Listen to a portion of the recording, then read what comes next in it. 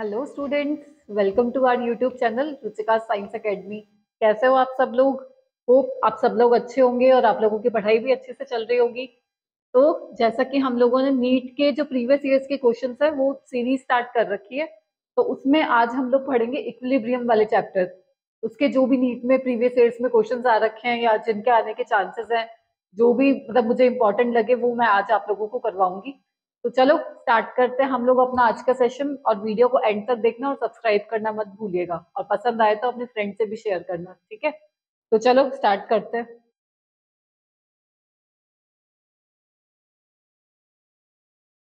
देखो पहला क्वेश्चन क्या है हम लोगों का, काफी इंपॉर्टेंट है ये। नीट 2012, 2007 और 2003 तीन बार रिपीट हो चुका है ये क्वेश्चन, तो ध्यान से देखना है इसको। क्या पूछा हुआ है आप लोगों से? Which the equilibrium constant of the following reactions are, मतलब आपको तीन रिएक्शंस दे रखी है, उसका इक्विलिब्रियम कांस्टेंट दे रखा है, इसका K1, इसका K2 और इसका K3, ठीक है? फिर आप लोगों से पूछा हुआ है द इक्विलिब्रियम कांस्टेंट के फॉर द रिएक्शन। ये जो रिएक्शन दे रखी है इसका आपको इक्विलिब्रियम कांस्टेंट के बताना है, और चार ऑप्शंस है इस तरह से।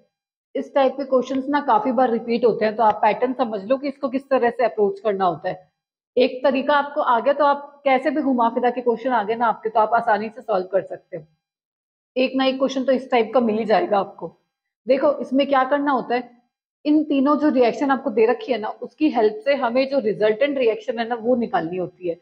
रिवर्स करके या डबल करना है, हाफ करना है, इस तरह से इन तीनों की हेल्प से आपको ये वाली रिएक्शन बनानी है, ठीक है? अब देखो क्या करना है हमें। देखो इसमें NO ये है K1, K2, K3, आपको बनाना क्या है K। ये कैसे आएगा हमारा? अब देखो इसमें NO राइट साइड में है, इसमें भी राइट साइड में है, मतलब रिवर्स नहीं किया हमने। इसमें H2O राइट साइड में है, इधर भी राइट साइड में है। तो K3 भी सेम है, K2 भी सेम है, तो ऊपर क्या लिख दिया हमने K2 और K3, क्योंकि ये तो सेम ही है, इसको रिवर्स नहीं किया हमने। और यहाँ पे देखो NH3 लेफ्ट साइड में है, मतलब रिएक्टेंट साइड में है, और K1 में NH3 कहाँ है? प्रोडक्ट साइड में। क्या हुआ? उल्टा हो गया, रिवर्स हो गया, यहाँ प्रोडक्ट साइड में, यहाँ रिएक्टेंट साइड में। रिवर्स हो जाता है ना तो हम डिवाइड में लिखते हैं, जैसे K1 रिवर्स हुआ तो K1 को हम नीचे डिवाइड में लिखेंगे, ठीक है? इतना समझ में आया? और देखो क्या चेंज हो रहे हैं। अब देखो ये H2O कितने हैं? 3। यहाँ कितना है? 1 H2O, मतलब 3 गुना हो रहा है, 3 बढ़ रहे हैं ना, मल्टीपल 3 का। तो आप क्या करोगे? डिवाइड मतलब पावर में 3 लिखोगे। K3 की पावर में आ गया आपका 3, ठीक है? इस तरह से अप्रोच करना होता है आपको। देखो कोई ऑप्शन में है आपको? ये था देखो, K2 K3 की पावर 3 डिवाइडेड बाय K1, ये आपका आंसर आ गया, ए ऑप्शन, ठीक है? फिर से देख लो एक बार। जो रिएक्शंस आप लोगों को दे रखी होती है ना, उसकी हेल्प से आपको रिजल्टेंट रिएक्शन बनानी है, मतलब प्लस माइनस करके, मल्टीप्लाई करके, मतलब कोई मल्टीपल बन रहा है तो उसको पावर में लिखते हैं, रिवर्स हो रही है कोई चीज तो उसको डिवाइड में रख लिखते हैं। ये रूल है आपके इक्विलिब्रियम कांस्टेंट के, तो ये थोड़ा सा ध्यान रखना। रिवर्स हो रही है तो डिवाइड में लिखेंगे, कोई मल्टीपल बढ़ रहा है तो उसको पावर में लिखेंगे, ठीक है? यहाँ पे देखो क्या हो रहा था, NH3 प्रोडक्ट साइड में, इधर रिएक्टेंट में है, मतलब ये रिवर्स हो रही है, तो K1 को कहाँ लिखेंगे हम? नीचे डिवाइड में। K2 में कोई चेंज नहीं है, NO इधर भी, यहाँ पे है, O2 इधर भी है, यहाँ भी है, तो K2 में कोई चेंज नहीं है, K2 ऊपर लिख दिया हमने, ठीक है? K3 में भी देखो H2 राइट साइड में है, इधर भी H2 राइट साइड में है, तो K3 एज इट इज लिख दिया ऊपर। अब क्या हो रहा है, यहाँ पे 1 H2O है, यहाँ पे 3 H2O है, मतलब 3 के मल्टीपल में है, 3 गुना हो गया ये, तो इसमें पावर में 3 लगा देंगे K3 की, और आपका ये आंसर आ गया। बस आपको अभी 4-5 क्वेश्चन और कराऊंगी इसी टाइप के, ताकि आपको और क्लियर हो जाएगा आसान, ठीक है? तो ए ऑप्शन आ गया इसका करेक्ट आंसर। देखो 3 बार रिपीट हो रखा है सेम क्वेश्चन ये, तो अच्छे से देख लेना इसको किस तरह से सॉल्व करते हैं। चलो अभी 4-5 और करवाती हूँ ताकि आपको और क्लियर हो जाएगा अच्छे से, ठीक है?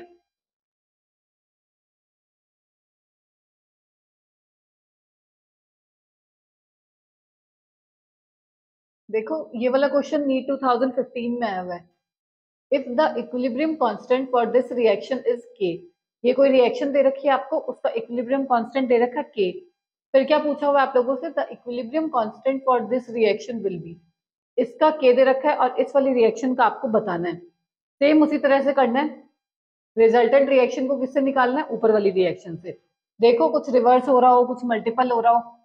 देखो इसमें NO इस साइड है, इसमें NO इस साइड है, इसमें N2 इधर है, O2 इधर है, मतलब रिवर्स तो नहीं हो रही हमारी रिएक्शन, है ना? तो रिवर्स तो नहीं करना, एज इट इज क्या लिख देंगे हम लोग, के।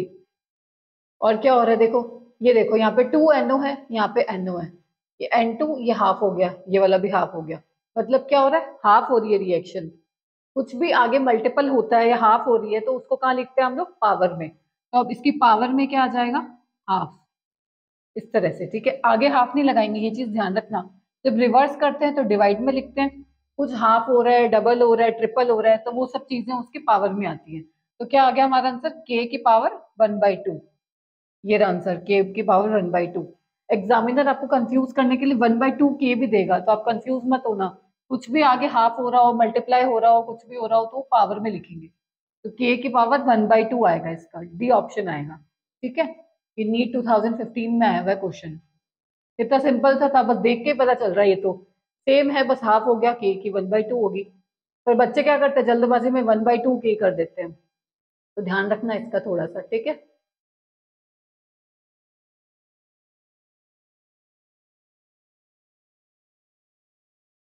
देखो अगला क्वेश्चन नीट 2014 का है ये। Given that equilibrium constant for the reaction is has value of 278। इस रिएक्शन के इक्विलिब्रियम कांस्टेंट की वैल्यू आपको 278 दे रखी है, ठीक है, एट अ पर्टिकुलर टेम्परेचर। फिर पूछा हुआ है what is the value of equilibrium constant for the following reaction at same temperature. इसकी इक्विलिब्रियम कांस्टेंट की वैल्यू 278 है, और इस वाले रिएक्शन की आपको इक्विलिब्रियम कांस्टेंट की वैल्यू निकालनी है। चार ऑप्शन है, कैसे निकालोगे, तरीका वही है, इस रिजल्टेंट रिएक्शन को आपको इससे बनाना है। तो आप कैसे बनाओगे, देखो क्या चेंज आ रहा है, ये तो साफ साफ दिख रहा है, यहाँ पे SO3 राइट साइड में, यहाँ लेफ्ट साइड में है, तो क्या होगा, रिवर्स हो गई, मतलब डिवाइड में लिखेंगे। कैसे लिखेंगे, 1/k। और क्या हो रहा है, ये देखो ये 2 है, 2SO3 है, ये SO3 है, ये 2SO2 है, ये SO2 है, ये O2 है, ये हाफ O2 है। मतलब क्या पता चल रहा है कि रिएक्शन हाफ हो रही है, 1/2 हो रही है। उस 1/2 को कहाँ लगाते हैं हम लोग, पावर में। 1/2 ऐसे लिख सकते हैं, या फिर दूसरा कैसे लिख सकते हैं हम लोग, अंडर रूट भी लगा सकते हैं, एक ही बात हुई ना। और अब इस k की वैल्यू आप लोगों को क्या दे रखी है, 278, तो आप सॉल्व कर लो। 1/√278। अब जो आंसर आए वो देख लेना, इनमें से क्या आंसर आएगा इसका, 0.059 आता है सॉल्व करने पे। ये आप लोग खुद से करके देखना, देख लो इसमें से, ये देख लो, इसको इस तरह से 10 की पावर में लिखा हुआ है, तो क्या आएगा, 0.059 है, उसको 6 कर लिया हमने, 6.0 इंटू 10⁻⁻²। ये आ गया ना इसका सॉल्व करने पे, तो सी आंसर आएगा इसका, ठीक है, सी ऑप्शन होगा इसका करेक्ट आंसर। ये आप खुद से कैलकुलेट करके देख लेना, मैंने आपको वैल्यू बता दी क्या आएगा आंसर इसका। तो इस तरह से करना था, रिवर्स कर दिया और हाफ हो रही थी तो पावर हाफ में चली गई, ठीक है। ये भी नीट का क्वेश्चन है 2014 का।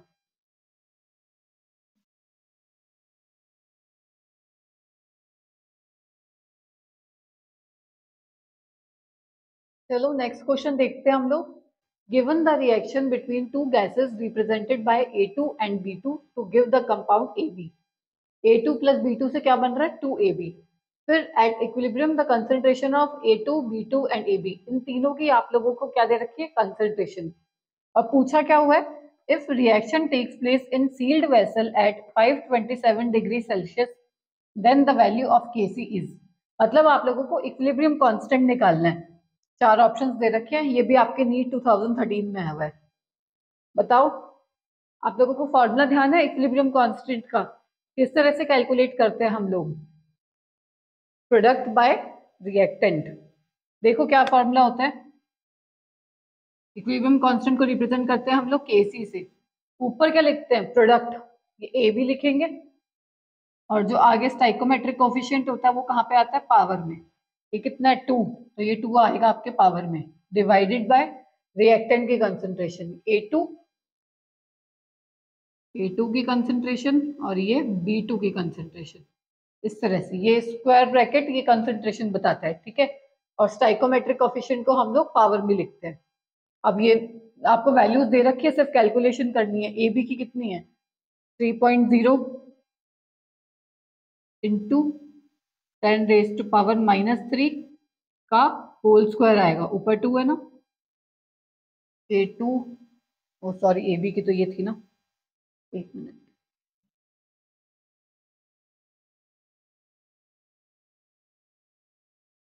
AB की कितनी है 2.8 इंटू 10⁻³ की 2, A2 की है 3.0 इंटू 10⁻³ और B2 की है हमारी 4.2 इंटू 10⁻³ इसको कैलकुलेट कर लेना आप लोग, सिंपल कैलकुलेशन है, इसका आंसर बता देती हूँ मैं। हाँ, इसको कैलकुलेट करके आएगा आपका 0.62। ये कैलकुलेशन आप लोग खुद से कर लेना, मैंने आपको फॉर्मूला बता दिया, वैल्यूज भी पुट करके दे दी, ये बस आपको नॉर्मल मैथ्स कैलकुलेशन करनी है, ठीक है। 0.62 आएगा इसका आंसर, बी ऑप्शन आएगा। बस आपको फॉर्मूला पता होना चाहिए इक्विलिब्रियम कांस्टेंट निकालने का। प्रोडक्ट की कंसंट्रेशन लगाते हैं, पावर में stoichiometric coefficient divided by reactant की कंसंट्रेशन, वैल्यू सारे गिवन है आप लोगों को, आप निकाल लेना, केसी की वैल्यू 0.62 आएगी, ठीक है।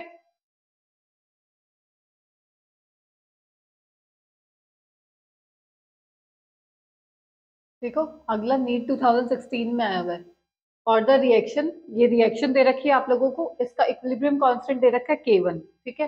पूछा क्या हुआ है, equilibrium constant is K2 for the reaction, इस रिएक्शन का K2 है, और आप लोगों से K पूछा हुआ है इसका, मतलब इसका इक्विलिब्रियम कांस्टेंट निकालना है आप लोगों को। इसका K1 दे रखा है, इसका K2 दे रखा है, ये आपको रिजल्टेंट का बताना है। सेम वही तरीका है जैसे हम लोगों ने अभी पहले करे हैं, कि देखना है कि रिवर्स हो रही है, मल्टीपल हो रहा है, हाफ हो रहा है, क्या हो रहा है रिएक्शन में। ये आपकी रिजल्टेंट रिएक्शन है, इसको आपको बनाना है इन दोनों की हेल्प से। देखो क्या क्या चेंजेस हो रहे हैं।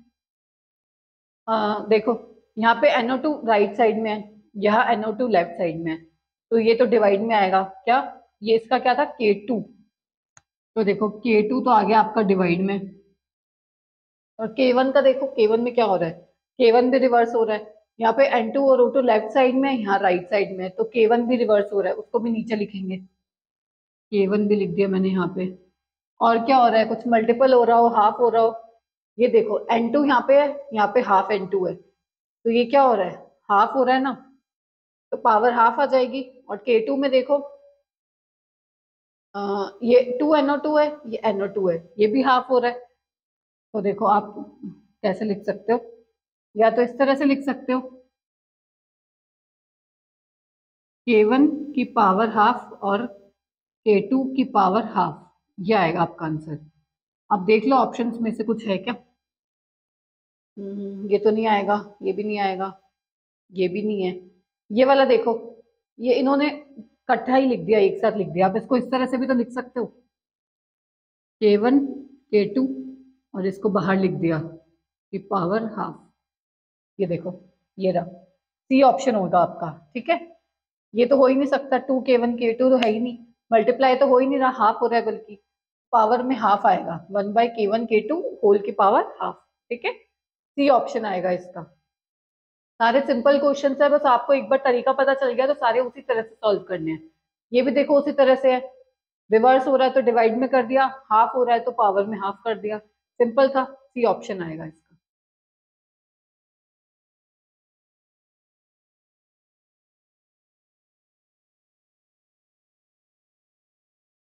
चलो नेक्स्ट क्वेश्चन देखते हैं हम लोग।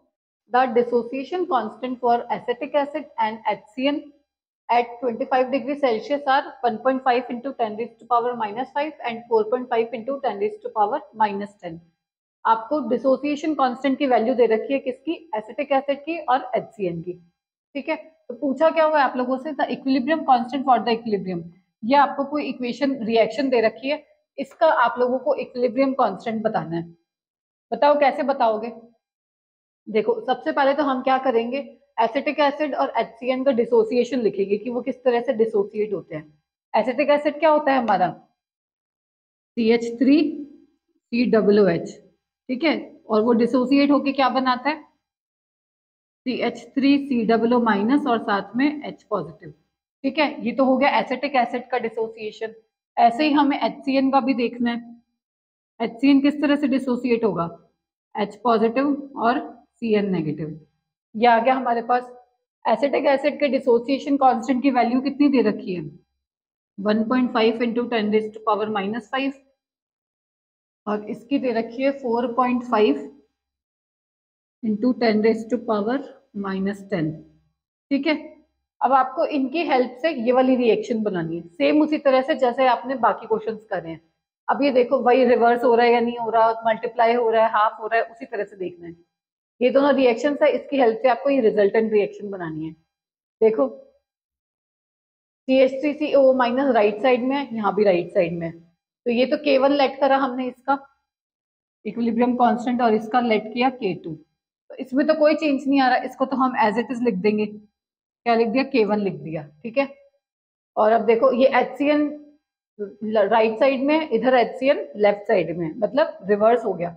रिवर्स करते हैं तो उसको डिवाइड में लिखते हैं, तो डिवाइड में क्या आ जाएगा हमारा? K2। ये हमारा फॉर्मूला बन गया इक्विलिब्रियम कांस्टेंट का, K equals to K1 divided by K2। K1 की वैल्यू क्या दे रखी है? ये वाली, और K2 की ये वाली। बस नॉर्मल वैल्यू लगानी है आप लोगों को। 1.5 इंटू 10⁻⁻5, 4.5 इंटू 10⁻⁻10। इसको सॉल्व कर लेना, आपका आंसर आ जाएगा। ठीक है, बता देती हूँ मैं आप लोगों को क्या आएगा इसका। 3.0 इंटू 10⁻⁴, ये सी ऑप्शन आएगा इसका। 3.0 इंटू 10⁻⁴। ये कैलकुलेशन तो एटलीस्ट आप खुद से कर सकते हो, इतना मुझे लगता है कि आपको इतना तो आता ही होगा। तो फॉर्मूला मैंने आप लोगों को बता दिया कि किस तरह से निकालना है। सेम वही इसमें K1 तो एज इट इज है, K2 वाली जो रिएक्शन है इसको रिवर्स कर दिया। यहाँ पे देखो HCN राइट साइड में, इधर लेफ्ट है, तो उल्टा हो गया ना, तो डिवाइड में लिख दिया, बाकी सिंपल वैल्यूज पुट कर दी। इसको आप कैलकुलेट करोगे तो आपका ये वाला ऑप्शन आ जाएगा सी। ठीक है, तो सी है इसका करेक्ट आंसर। कैलकुलेशन आप लोग करके देख लेना खुद से।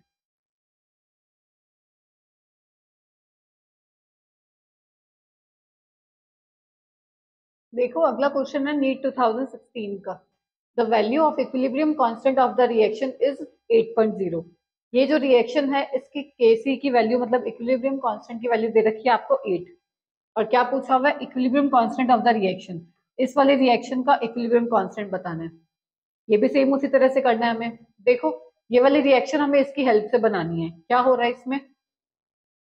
HI इस साइड है, यहाँ पे लेफ्ट साइड है, ये H2I2 लेफ्ट साइड है, इधर राइट साइड है, तो क्या हो रहा है? रिवर्स। रिवर्स में हम लोग कैसे लिखते हैं? डिवाइड में।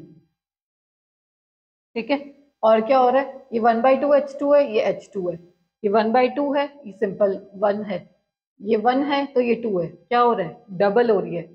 डबल करने पे हम पावर में 2 लिखेंगे, 2 टाइम्स हो रही है ना ये, तो पावर में आ गया आपका 2। तो ये बन गया आप लोगों का फॉर्मूला। अब देखो इसकी वैल्यू आप लोगों को क्या दे रखी है? 8। ये वैल्यू आप लोगों को गिवन है, तो क्या करोगे? 1/8 का स्क्वायर। क्या होता है 8 का स्क्वायर? 64। तो ये आपका आंसर आ गया। सिंपल था बिल्कुल। देखो इतने इजी इजी क्वेश्चन आते हैं आपके नीट में, बस थोड़ा सा दिमाग लगाना कि किस तरह से सॉल्व कर रहा है उसको।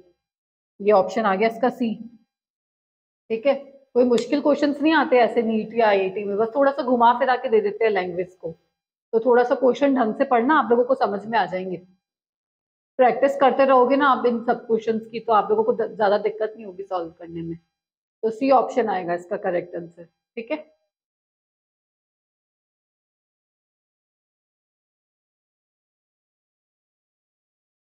चलो अगला क्वेश्चन देखते हैं। Equilibrium constant K1 and K2 for the following equilibria. इसका इक्विलिब्रियम कांस्टेंट K1 है, इसका K2 है। आपको ना रिलेशन बताना है इन दोनों में क्या होगा। देखो इस रिएक्शन और इस रिएक्शन में क्या डिफरेंस लग रहा है आप लोगों को? इसमें NO2 राइट साइड में, इसमें लेफ्ट साइड में है, इसमें NO लेफ्ट में, इसमें राइट में है, O2 लेफ्ट में, O2 राइट में, मतलब ये क्या हो रहा है? रिवर्स हो रहा है। अब इसको कैसे लिखोगे? K2 इक्वल्स टू, रिवर्स मतलब डिवाइड में करोगे, K1 ये डिवाइड में आ गया, और क्या हो रहा है? ये NO2 है, ये 2NO2 है, डबल हो गया, ये NO 2NO, ये भी डबल हो गया, ये भी डबल हो गया। डबल हो गया मतलब पावर में जाएगा, K1 की पावर आ गई हमारी 2, तो ये रिलेशन बन गया हमारा K2 और K1 में, दोनों इक्विलिब्रियम कांस्टेंट में। देख लो कौन से ऑप्शंस में है। ये रहा ये option, K2 equals to 1/K1 की पावर 2। इस तरह से सॉल्व करना है। तो ए ऑप्शन आ गया इसका करेक्ट आंसर। ठीक है, कुछ नहीं समझ में आया आप लोगों को तो नीचे कमेंट सेक्शन में पूछ लेना। बाकी इसमें ऐसा कुछ डिफिकल्ट तो है ही नहीं, बिल्कुल आसान है। काफी सारे क्वेश्चंस प्रैक्टिस कर लिए हमने ऐसे। बस रिवर्स करेंगे तो डिवाइड में करेंगे, और अगर मल्टीपल हो रहा है, कुछ हाफ हो रही है, तो वो सब चीजें पावर में लगाते हैं। इसमें डबल हो रहा है, देखो एक एनो टू है, यहाँ दो हो गए, तो ये पावर में टू कर दिया। अगर ये हाफ हो रहा होता तो पावर में हाफ कर देते। ठीक है, ये सब चीजें हमें पावर में करनी होती है। तो ए ऑप्शन आ गया इसका करेक्ट आंसर।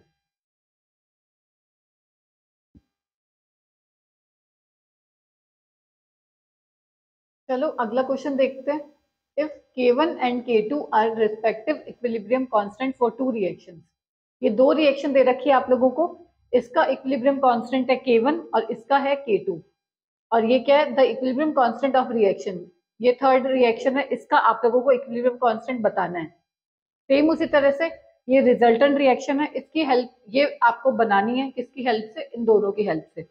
इसका इक्विलिब्रियम कांस्टेंट K1 है, इसका K2 है। अब देखो XeO3F2 राइट साइड में है, इसमें भी राइट साइड में है, कुछ चेंज नहीं किया, तो K2 तो एज इट इज लिख देंगे। इसका K2 है ना इक्विलिब्रियम कांस्टेंट, तो हमने K2 तो लिख दिया एज इट इज। और देखो H2O राइट साइड में है, K1 वाली में H2O लेफ्ट साइड में है। क्या हुआ, रिवर्स हो गया, तो K1 रिवर्स हो गया तो डिवाइड में आ जाएगा। डिवाइड में आ गया आपका K1। बस सिंपल था, यही तो बताना है आप लोगों को, रिलेशन बताना था K2 और K1 में। देख लो कौन सा है, K1/K2 ये नहीं है, ये रहा डी ऑप्शन आपका, K2 डिवाइडेड बाय K1, ये आ गया आपका आंसर। ठीक है, सिंपल था बिल्कुल।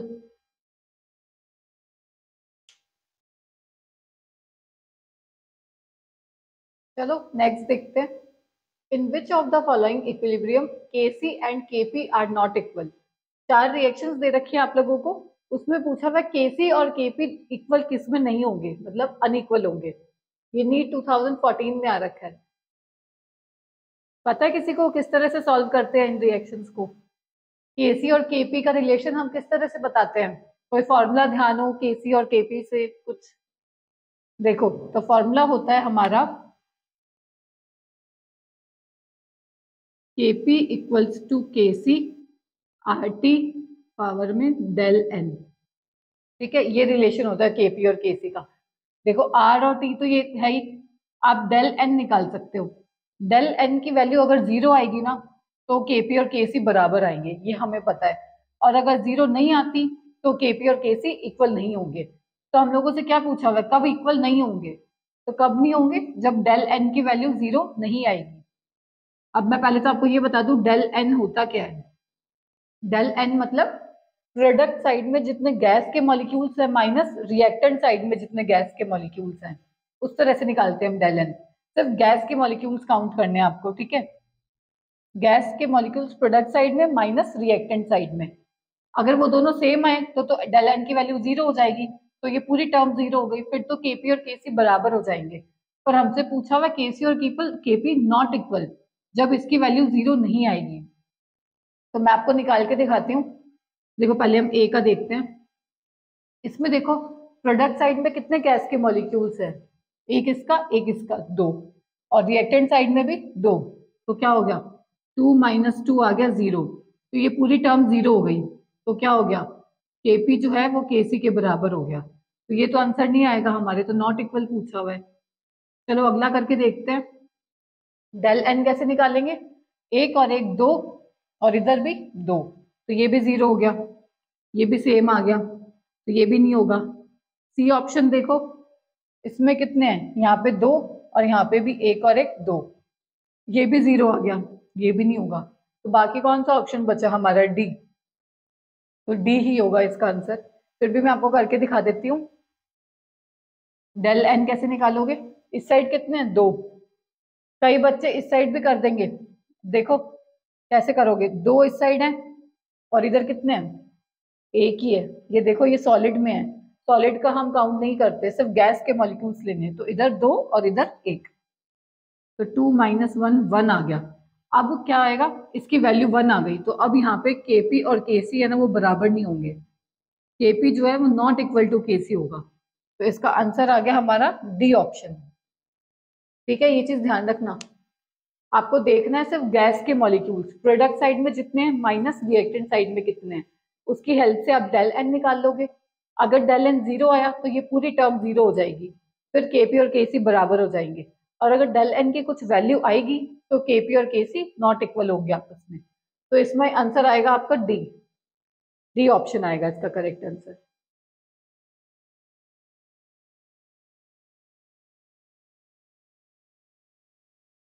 अगला देखो, नीट 2015 का क्वेश्चन है।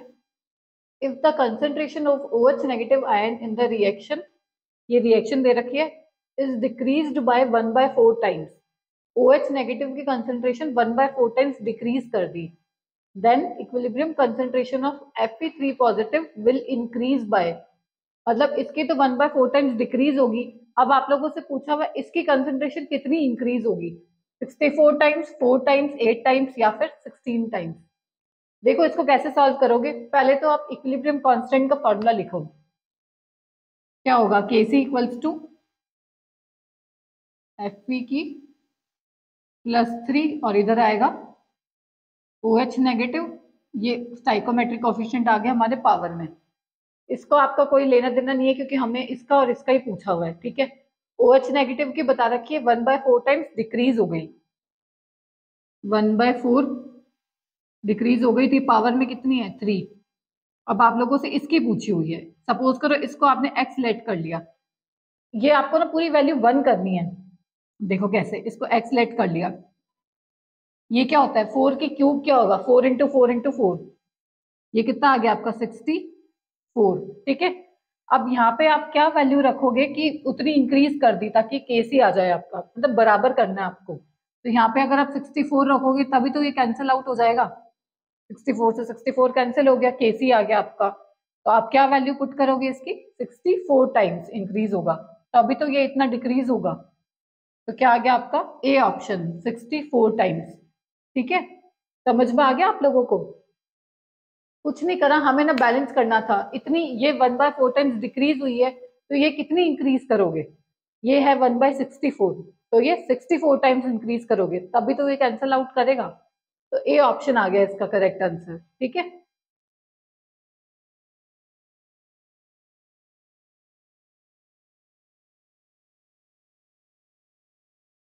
देखो नीट 2016 का क्वेश्चन है ये रिएक्शन दे रखी है आप लोगों को, equilibrium constant Kp for the following reaction. Simple आप लोगों को Kp बताना है, 4 ऑप्शंस हैं। किस तरह से लिखते हैं Kp हम, प्रोडक्ट की कंसंट्रेशन डिवाइडेड बाय रिएक्टेंट की, सेम प्रोसेस है जैसे हम Kc लिखते हैं, और इसमें हमें क्या करना है, सिर्फ गैस का मॉलिक्यूल्स काउंट करना है ना, सॉलिड को और लिक्विड को हम लोग इग्नोर करते हैं।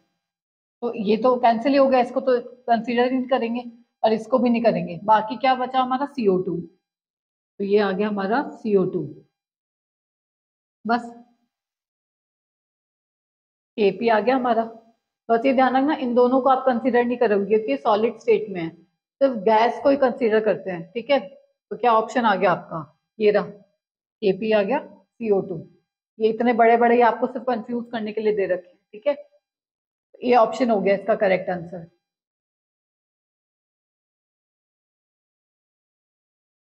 तो आज के लिए तो हम इतना ही रखते हैं, इसके जो आगे के क्वेश्चंस भी कराऊंगी मैं, जैसे आयनिक इक्विलिब्रियम वाला पार्ट रह गया हमारा, उसको मैं अलग से वीडियो में अपलोड करूंगी। जो आज क्वेश्चंस करे उसमें आप लोगों को कोई भी डाउट हो या कुछ भी क्वेश्चन पूछना हो तो आप नीचे कमेंट सेक्शन में पूछ लेना। ठीक है, और भी कोई आपको चैप्टर पढ़ना हो 11th-12th का केमिस्ट्री का या कोई भी नीट का क्वेश्चन पूछना हो तो आप नीचे कमेंट सेक्शन में इजिली पूछ सकते हैं। ठीक है, और अगर चैनल पसंद आया हमारा तो सब्सक्राइब करना मत भूलिएगा। ठीक है, तो ऐसे ही जुड़े रहे हमारे चैनल के साथ, मैं वीडियोस अपलोड करती रहूंगी टाइम टू टाइम, नीट के जितने भी क्वेश्चंस हैं 11th-12th की केमिस्ट्री का कंप्लीट कोर्स। ठीक है, तो मिलते हैं नेक्स्ट वीडियो में, तब तक के लिए गुड बाय।